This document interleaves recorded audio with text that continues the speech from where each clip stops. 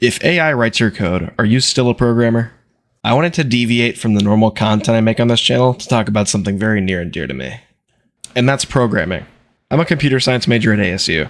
I'm someone who's been interested and in love with computers for my entire life. I started programming back when I was in 6th grade.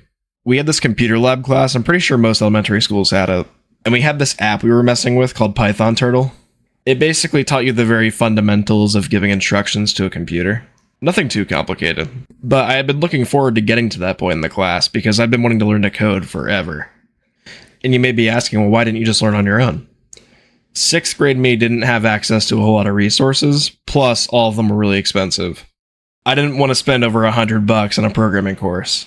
We had this class once a week, and for those few class periods we spent on Python Turtle, I was so invested in making this turtle trace lines across the screen in so many different ways. I had always thought programming was something super specific, like you had to follow it to a T or it wouldn't work. It was in this class that I figured out that was not true. Programming isn't some boring muscle memory that you use to solve a bunch of mediocre problems. Fast forward to today, I just finished my first year in computer science at ASU. My dream job is to be a software engineer for NASA. And believe me, I stop at nothing to achieve my goals. But there's really one thing holding me down that I really wanted to talk about today, and that's vibe coding. To me, vibe coding is the complete use of artificial intelligence such as Claude or ChatGPT Codex to develop applications. Vibe coding has completely ruined what it means to be a programmer. Just as a disclaimer, this isn't a video debasing creativity in vibe coding. You still need to tell the AI what specifically it is that you want so it'll give you an accurate output. This is an argument that explores how vibe coding affects the job market, the learning process, game development, and the effects it'll have in the long term on the entertainment industry. Let's go back again. You're learning math in your early years, and instead of computing the problem by hand, use a calculator to get the answer faster. Sure, you accomplished your goal and got credit, but did you learn anything? This same principle applies to vibe coding. You can prompt the AI as much as you want, and it'll give you the code you need, but can you read it, let alone debug it? If you can't explain the code, then it isn't really yours. Software engineers are trained to prepare for things like performance or adaptability. AI doesn't think about the future tense. Most of what I've observed from AI is a lack of modularity. It produces code that isn't future-proof. I've seen game devs and people who work in corporations use systems entirely made from AI that can completely fail because they don't have any future-proofing built into them. In my opinion, using AI to code celebrates mediocrity.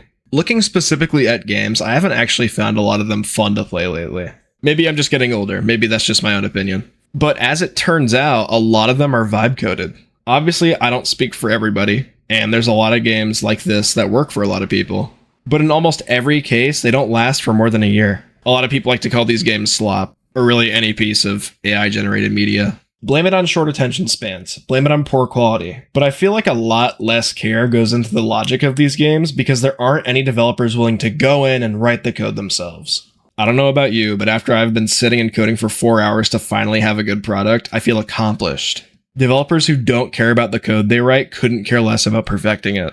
This is why, to me, programming isn't just typing away and debugging until you get it right. It's an art form. You build something completely from the ground up to what you envision it to be.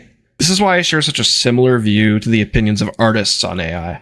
It applies to programming too if you view it as a mode of expression rather than a means to an end. And just to specify, I feel like the use of AI to generate and publish art is stupid, and it takes away from the humanity of it all. So the next time you get the urge to use AI because you can't figure it out yourself, try this instead. Go to Reddit, Stack Overflow, any website like that. Someone has probably had your problem before. Step away from the computer. Sometimes you're too close to the problem to solve it.